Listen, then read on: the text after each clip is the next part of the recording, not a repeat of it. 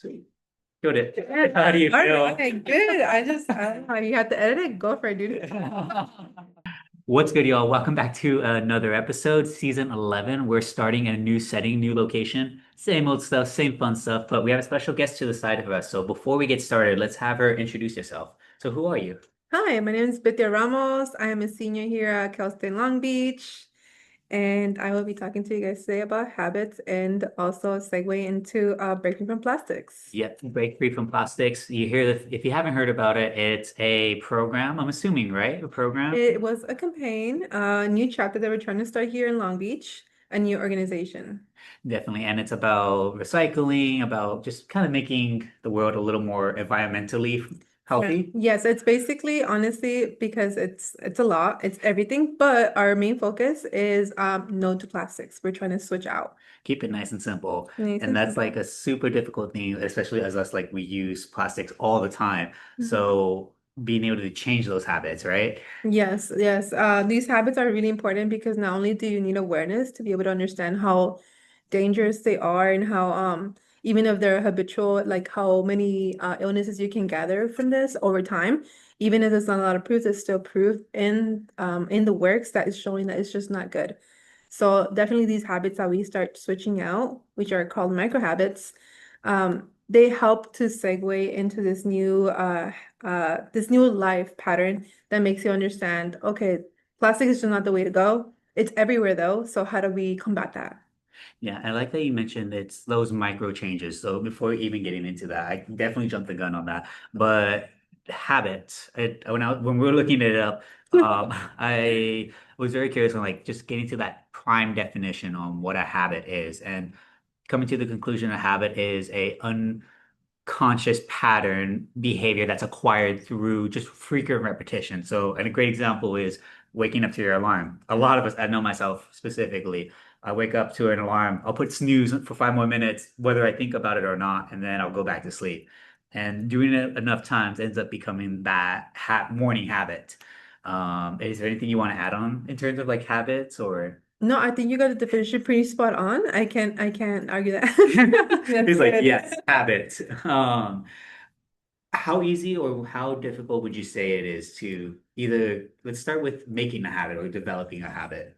Developing a habit, honestly, because I think it's easy to start a habit. I think it's harder to change a habit. Mhm. Because sometimes like your definition, it basically stated it's an unconscious decision that we're making. Yeah, Sometimes we don't even know we're building habits and until it's too late. And then there's awareness, but then the awareness it doesn't do anything but let us know is this is not we're not gonna that's not okay. We don't want to do this yeah. anymore. So when it comes to plastic, this is where it gets tricky because when we start being aware, we start realizing, wow, plastic is everywhere, even where it shouldn't really be. It's kind of a non-negotiable in every single store, in every single, I guess you can say just every life aspect, even foods that you would think that don't need plastic have plastic. Like I seen bananas come wrapped in plastic now, and I'm like, why? Like they have a layer. Like they have a layer already. Yeah, it's bonkers to me because it's like so unnecessary sometimes, but people want to feel, I guess, protection for their fruits, protection for the vegetables, but it's this need to make life a little bit easier, but makes it harder in the long term. So these habits, for the convention of plastic and living an easier life, we're degrading the future of everybody else's lives and the quality that we can live.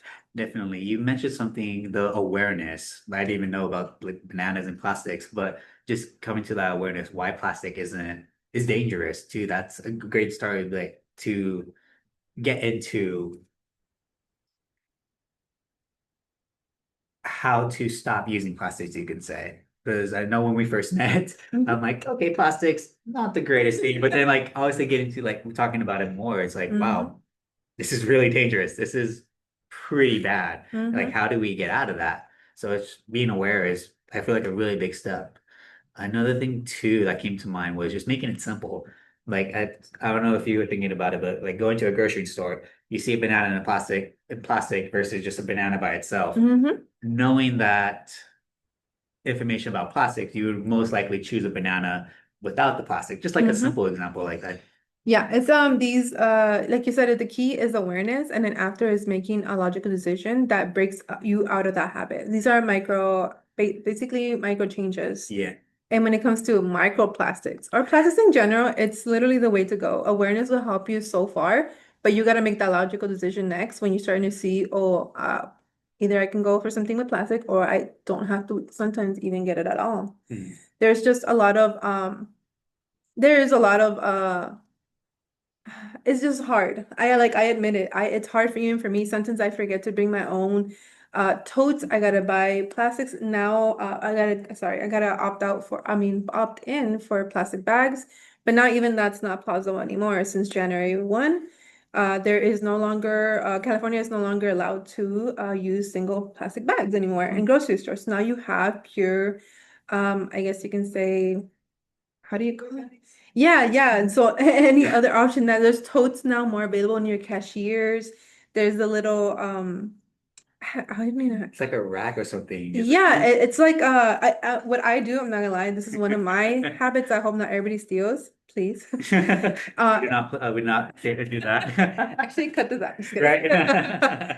No, but what I do is I see people in the store, which are part of the store, they're working, and I see them unboxing stuff sometimes. So I end up asking them, hey, can I have that box? Like it looks empty, and they'll be like, this box? And I'm like, yeah, that box. And they're like, sure. He's like, let's work for me. And yeah, let's work for them. And then I just take it and I put my stuff inside and I just walk out with the box. Like It's super simple and super easy. simple, super easy. You don't gotta pay for it. Or sometimes it's just not trying to forget your tote bags that you have at home because a lot of us ha end up having a lot of free merch from school that is free totes, free this, and that helps. So in these moments, I think these habits have to be like how do I make it easier for my future self to make the right decision?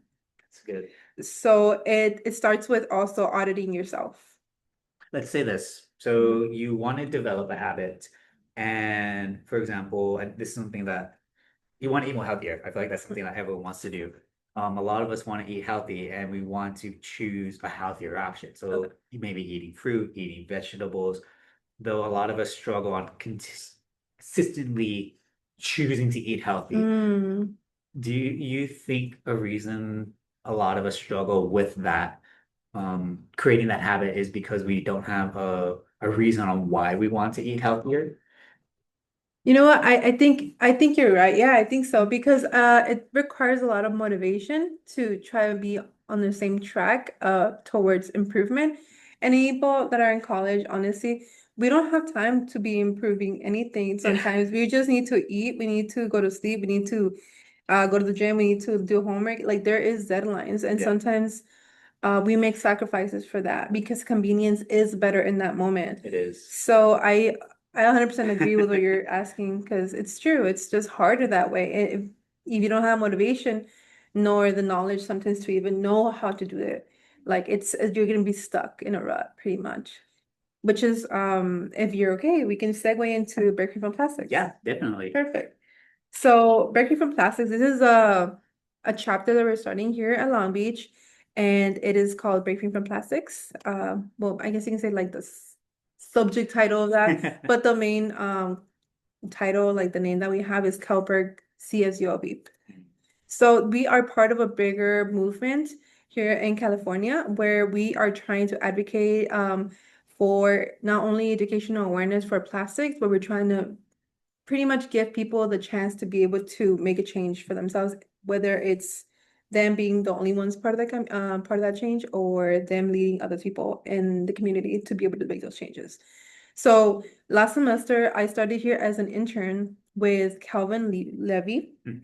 He is part of Breaking from Plastics, like the actual chapter. He came here, he gave us our expertise, he taught us everything that we needed to know. He gave us everything pretty much that we needed. And then he was like, I'm deuce. out. I did what I had to do, and I'm on to the next campus to do the same thing. I see. I want to help everybody have the tools necessary to start an organization, and we need to give students um, the awareness and the understanding of how damaging plastics is to the environment, to their health, and to the future generations, and what we can do about it. Mm. Because a lot of us, like you said, like that, we're stuck in a place where we feel like, yeah, this is what's changing, but like how? How do we create those habits? How do we do this? How do we do that? So that's where 100% awareness is. So last semester, what we did with Kelvin, we brought awareness. We brought awareness to plastic. We brought awareness to this new chapter they were trying to open in the school, a new organization. And we did a lot of tabling events. We uh phoned way too many people. We texted too many people. We bothered people in classrooms. We really made sure that they understood, hey, there's an organization here on campus that is trying to make you aware of the issues of plastic, but also we're trying to give you the tools to fight back. So one of our main things for our campaign was to fight for SB 54. And what is that for people who aren't familiar? So this is just legislation that was passed in 2022, where it basically is putting the industry in charge of changing for the plastic, like the kind of things that they how they're using it, how they're cleaning it up. So basically, this legislation is just designed to expand plastic recycling and limit the use of plastic.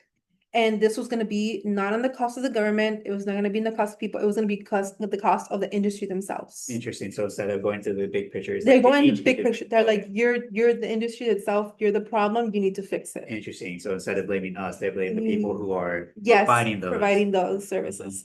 And so when that happened, when that got enacted, the industry agreed. They were like, okay, we'll do that. So it passed. California voted for it, and this was back in 2022.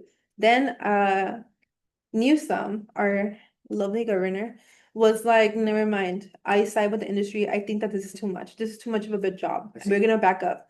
So what Bakery from Plastics did was like, no, we can't let you do that. Serve Rider was the same thing, which is a coalition that we have as well with a beach cleanup group. Yes. It's the same thing where we're like, no, you guys, they worked really hard to make sure that we brought change to this. So we did that. We were like, we're not gonna allow that. So we called representative. They gave us the tools to be able to public comment.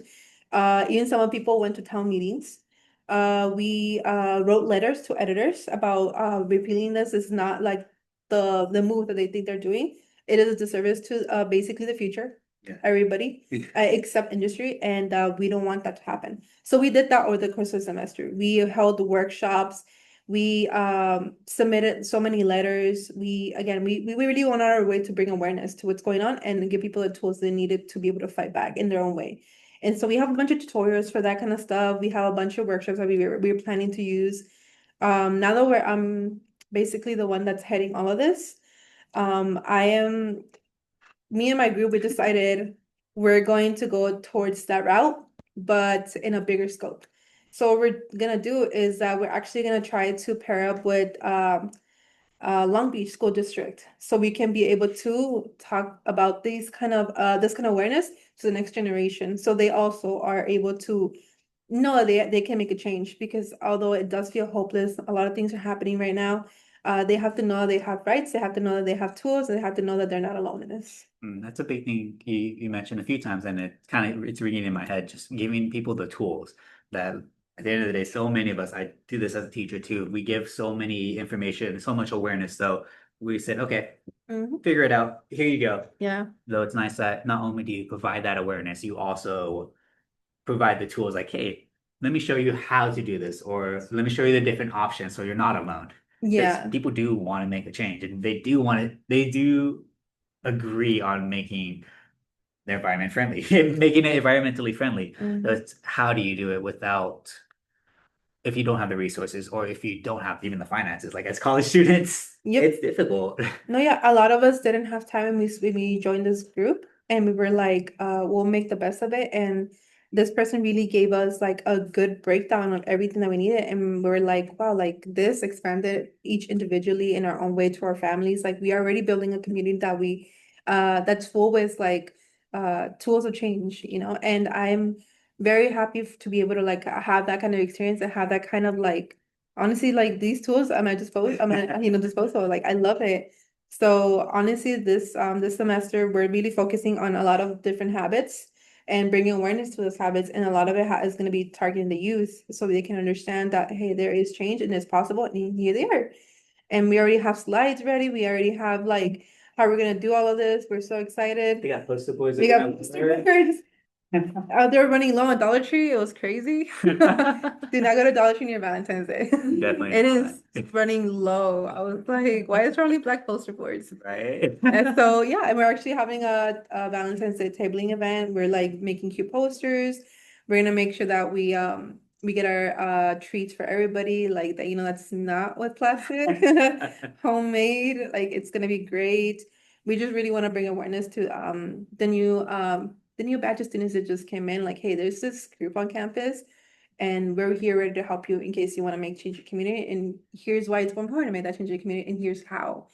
And also like, like fuck plastic or whatever, but Yeah, like cricket. that. And then one final thing, obviously as college students at Long Beach, we have that luxury to be able to interact with people on campus. Yeah. For individuals or even kids who may be watching this,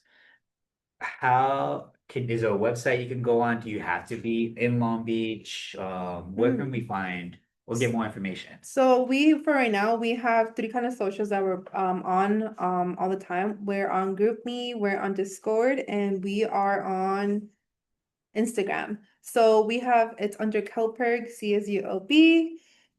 What we can do is we could easily provide you with the link, the QR codes. If anybody's interested in joining, the only thing that we require of you is literally like attend once a month. Like literally, not just kidding. No, no, like literally attend one meeting and like you'll have enough to go based on anything. Like you literally just have to come once and we will tell you everything you need to know. Any questions you would have, any tools that you need at your disposal.